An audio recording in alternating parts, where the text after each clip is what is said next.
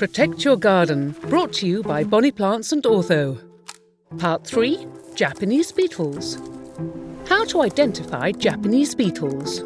Those small metallic-looking brown and emerald bugs shimmering among your plants aren't garden fairies.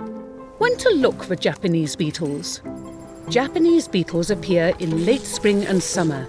They don't live long, but a new generation is lurking, ready to take their place. How to spot Japanese beetle damage. Look for a few chewed foliage pieces, or damage so severe that only the veins of the leaf remain.